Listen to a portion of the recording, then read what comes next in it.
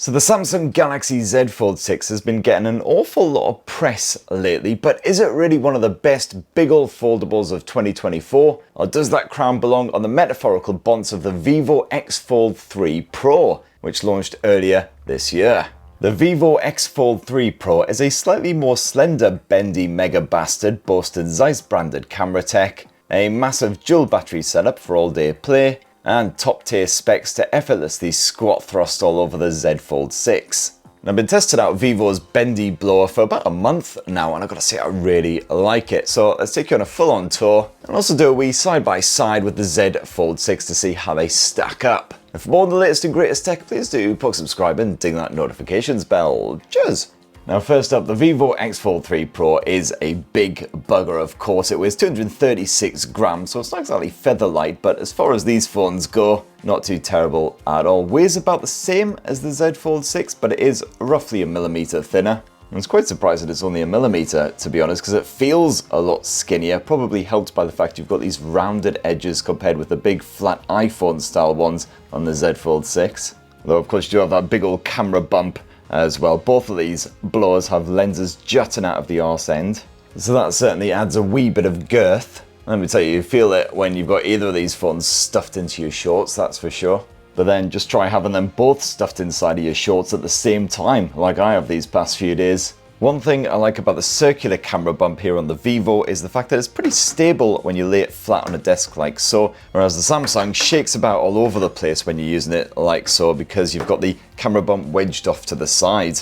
Although that said, when they're actually spread open, it's actually the Samsung that's the more stable of the pair. Now up front you've got a bit of armor glass here on the Vivo versus Gorilla Glass Victus 2 here on the Samsung Galaxy Z Fold 6. Both pretty tough. I'd say the Victus is probably tougher, but you do get a pre-installed screen protector here on the Vivo as well, whereas the Samsung is ride and raw. As for the back end, well, the Vivo X Fold 3 Pro is constructed from ultra fine glass fibers apparently, whereas the Z Fold 6 is once again simply Gorilla Glass Victus 2. Now the Vivo's still in pretty good nick despite a full month of being banged about, although it's starting to get a wee bit shiny in this part here where it just curves slightly. But both pretty rugged, and I do like the matte finish as well, which helps to hide the worst of greasy fingerprints and scuffs.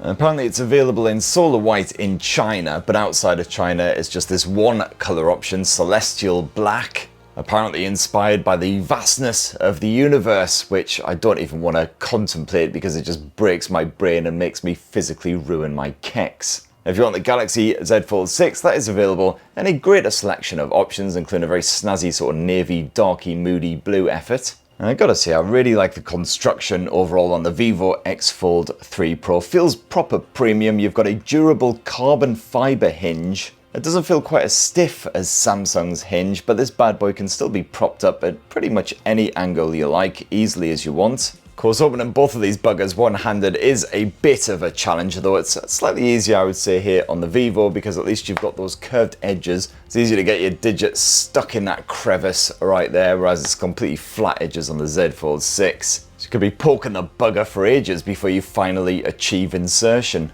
As for water and dust resistance, well, the Vivo X Fold 3 Pro is IPX8 rated compared with the IP48 rating hit on the Samsung Galaxy Z Fold 6. So they can both be fully dunked in water for a good wee while, no worries. But only the Galaxy has that certified dust and small particle resistance, so slightly better suited to taking to the beach, anywhere where there's lots of dust and crud, basically. And one more final design feature I really like here on the Vivo is the fact you've got a wee alert slider up here. It's not a full-on three-way effort like the OnePlus, it's just a two-setting jobby, so you can have silent mode on or off basically. But still a very handy addition and something you don't get with the Galaxy Z Fold 6. Now to unlock the Galaxy Z Fold 6, it's your basic edge-mounted fingerprint sensor. Give that a quick tap and you're in. Whereas Vivo has actually gone with a bit of in-display fingerprint sensor action. It's an ultrasonic scanner, so super fast, super responsive. What happens if you want to unlock the phone when it's already unfolded? Well, they've actually gone and chucked a second in-display fingerprint sensor on the internal screen. Again, yet another ultrasonic effort. I wouldn't say I prefer one method or the other, but yeah, it definitely works. And then once you're in there, you've got a good bit of fun TouchOS here on the Vivo versus, of course, One UI on the Galaxy. They're both fairly heavy launchers, pimping their own apps and services, their own web browsers, their own assistants, app stores, etc, etc. One of the main differences is that the Vivo is sadly lacking in a lot of the AI features that you do find stuffed onto Samsung's bendy blower. The likes of circle to search, which is incredibly useful. Just a good little time-saving effort when you want to look up something quickly.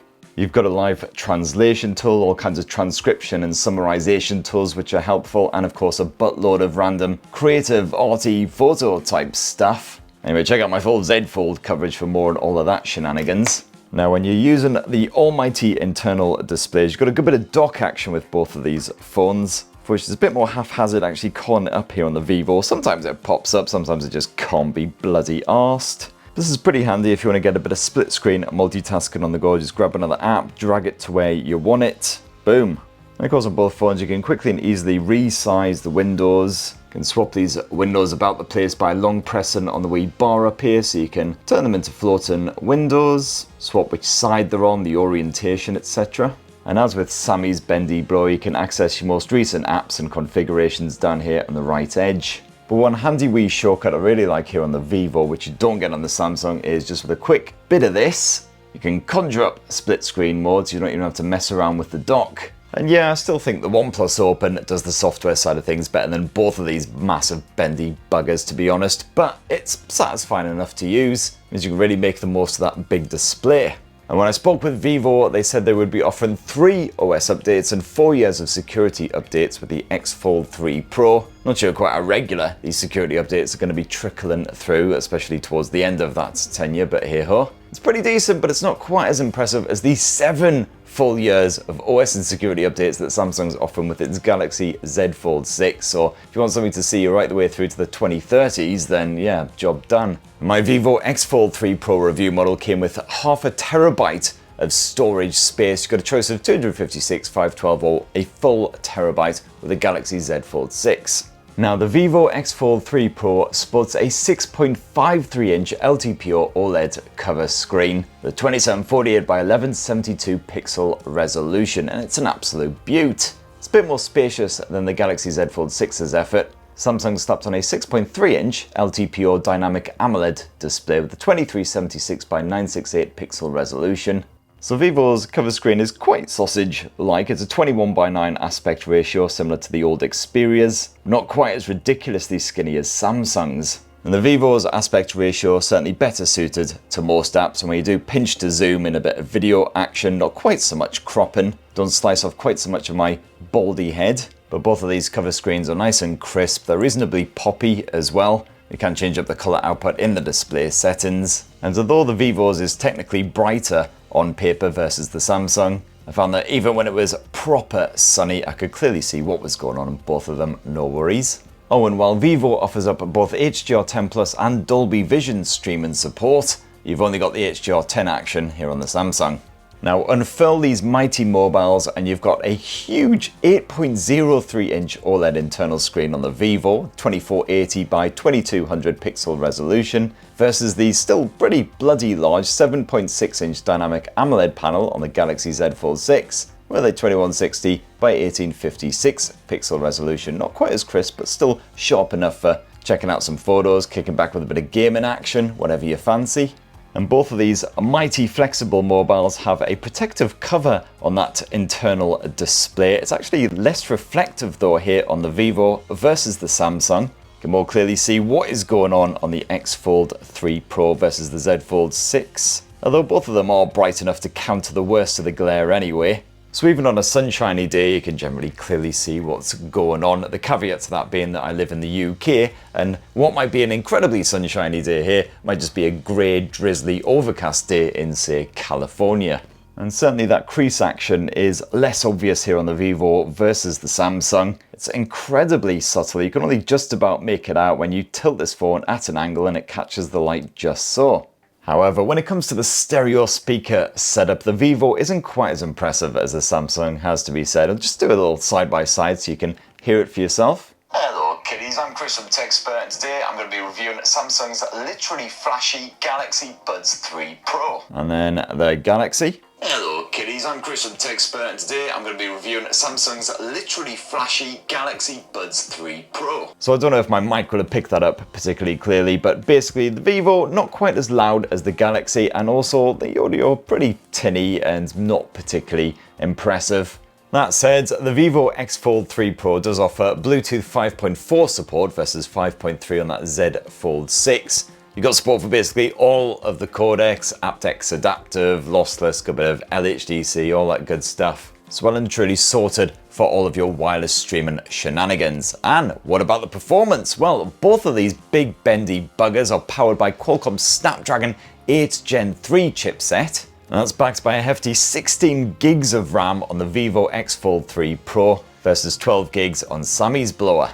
So yeah, everyday action, silky smooth on both of these efforts. And then I did a good bit of gaming as well on Zenless Zone Zero, and that was again a beautifully fluid experience on both the Vivo and the Samsung. I maxed out those graphics settings, set it to 60 frames per second, and I didn't notice a dip in the frame rate on either of these handsets, even when I was gaming for a good hour or so. That's helped along by the coolant type situation. You got a bit of vapor chamber action, some graphite layers to help keep these bendy buggers from heating up too bad.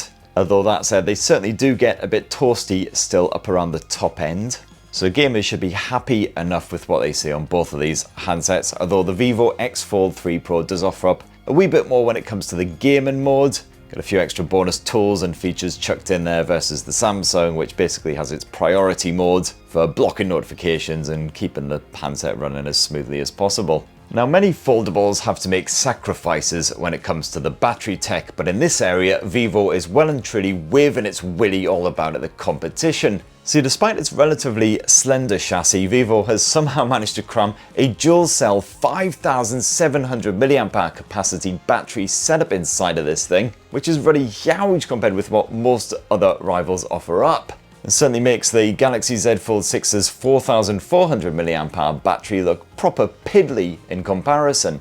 And yeah, certainly in my everyday testing I found the Vivo X Fold 3 Pro unsurprisingly can last a full day, no worries, even with tons of screen on time. Even if you're making a fair bit of use of that internal display, playing with the cameras quite a bit, doing a good bit of video streaming, all that good stuff, it'll happily last a day. Quite often stretch into a full weekend of use as long as you don't go too crazy with it. In comparison, Samsung Galaxy Z Fold 6, the battery life ain't bad, but if you're a more demanding user, you will be getting it down to the dregs by the end of just a single day. That said, when I put these phones side by side for a video streaming battery test, I found the results were much closer than I expected. They both ticked down at around sort of 5 to 6% battery drain an hour when streaming that video. So Samsung clearly a lot more efficient when it comes to just simple tasks like that.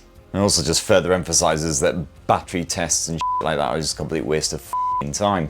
But then when it comes to the recharging, the Vivo once again joyously spaffs its load all over that Samsung, because you got 100 watt fast charging when you bung a cable in the X Fold 3 Pro versus 25 watts on the Galaxy. Absolutely world of difference, despite the fact you've obviously got a high capacity battery here, so there's more to fill. It's just so much quicker. Same story when it comes to the wireless charging as well. 50 watt wireless charging as long as you've got a supported charger versus 15 watts on the Galaxy.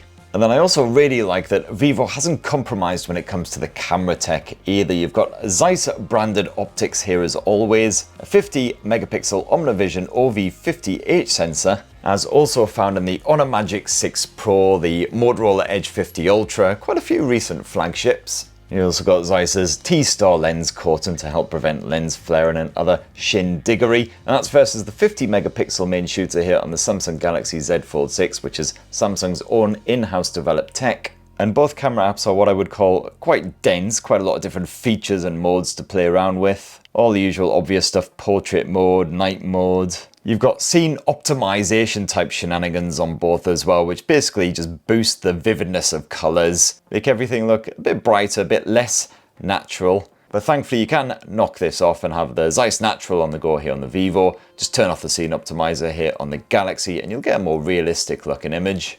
And that primary shooter on the Vivo on the whole is a capable and dependable shooter. If I had anything to grouch about, it would be that the Vivo does tend to oversaturate, slightly brighten up images a bit too much. So you do lose some of the color and tonal detail. This is especially evident in some of the indoor shots that I took. But then in high contrast scenarios, you do get better results than what you do on the Samsung usually. And certainly at night time, the Vivo is right up there with the Sammy again, still capturing lots of good detail, if not quite accurate colors. But yeah, some very eye-pleasing snaps, all of the same, and certainly if you are shooting your holidays or your family or whatever, you'll get some good looking pics to tuck away in the old digital album.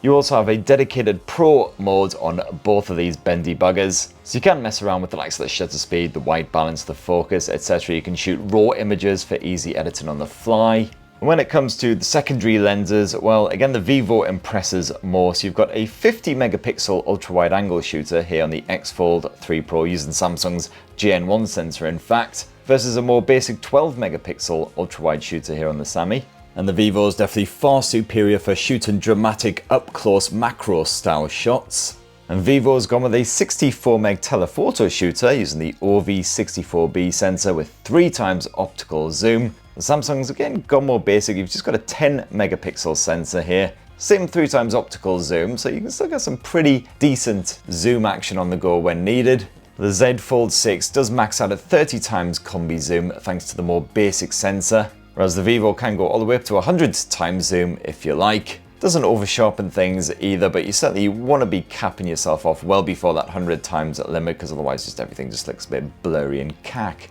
And then for your home movie type shenanigans, you can shoot 8K resolution footage at 30 frames per second on both the Vivo and the Samsung. Otherwise, if you drop it to 4K, you can capture it up to 60 FPS.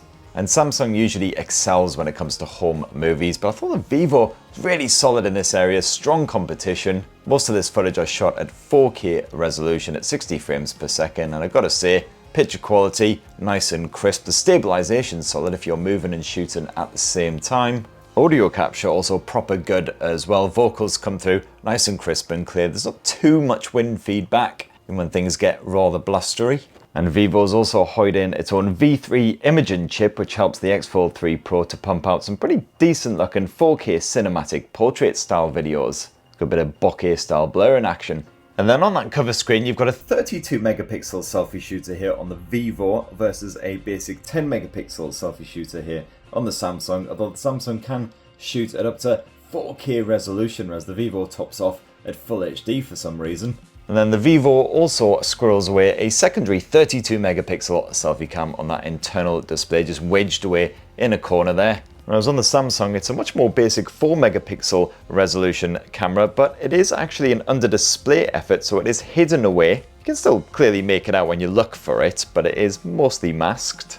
And again, on the Vivo and on the Samsung, this can capture up to full HD resolution video. It's fine for, your bit of Skyping or whatever if you want to do that. Now, of course, with both of these phones, you can just unfurl them and flip them around like so, and then use the actual rear camera to take a selfie, using the cover screen as a kind of viewfinder. It is slightly awkward and not very comfortable, got to admit. Anyway, there you have it, my lovelies. That in a nutshell is what I reckon of the Vivo X Fold 3 Pro after using it for about a month or so, and how it stacks up against Samsung's fresh new Galaxy Z Fold 6. For the general everyday experience, I've got to say I do probably prefer the Vivo overall. You got that excellent battery life, the super fast charge, and you still get that same slick performance. The display tech is absolutely banging. That internal display is just fantastic, not very reflective at all and practically crease free. So overall, it's an absolute banger. Still not a massive fan of FunTouch. It's a bit of a heavy, clunky launcher in general, but the general dock experience and everything on here is fine. There's some nifty little shortcuts on here, which you don't get on the Samsung. Then I guess on the flip side, you also don't get all of that AI type shenanigans, some of which is actually pretty bloody helpful. Samsung offers the far superior software support, and of course it's just much easier to find a Z Fold 6, whereas Vivo's phones tend to be a bit more elusive. So that's what I think anyway. It'd be great to hear your thoughts on the Vivo X Fold 3 Pro down below. Stay tuned for my full Galaxy Z Fold 6 review. That'll be coming in the next week or so, hopefully. In the meantime, have yourselves a bloody wonderful rest of the week. Cheers everyone, love you!